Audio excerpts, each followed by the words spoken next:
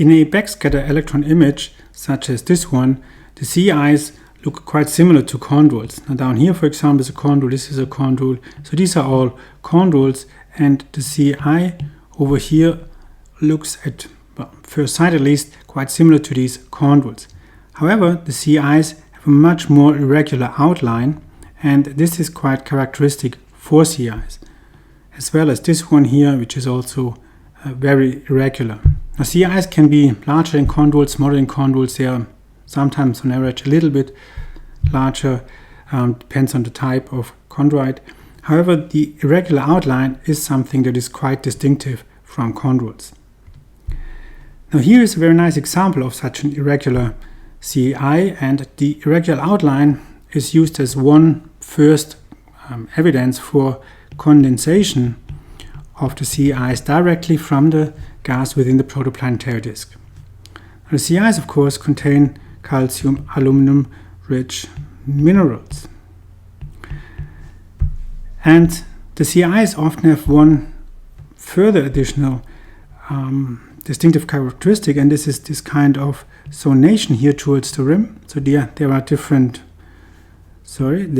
zones, and the minerals along these zones change according to the condensation sequence that is shown in this left diagram here, from something like corundum is quite rare, but something like hibonite, perovskite, gillenite towards gillenite, spinel, acamanite, sometimes maybe even calcium-rich diopside at the outermost layer of these CAIs.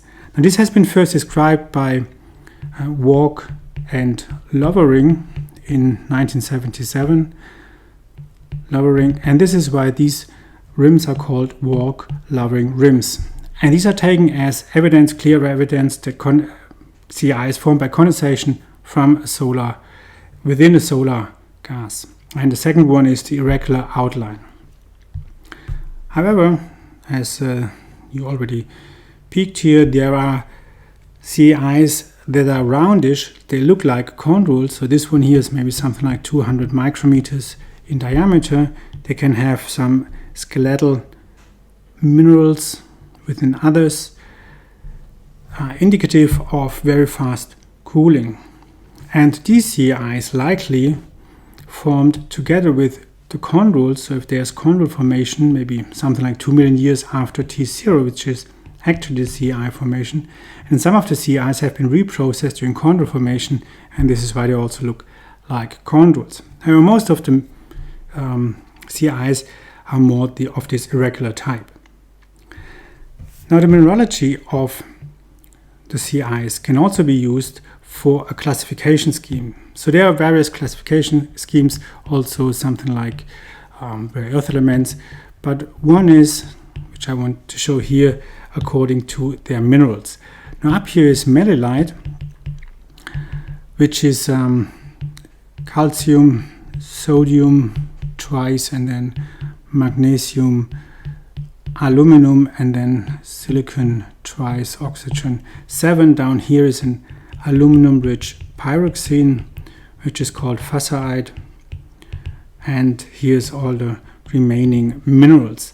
And then there are 3 types of CAIs, which are A, B, and C, and A plots around up here, B around in the middle of this ternary diagram, and C down here with more the remaining minerals. And this is an often used classification.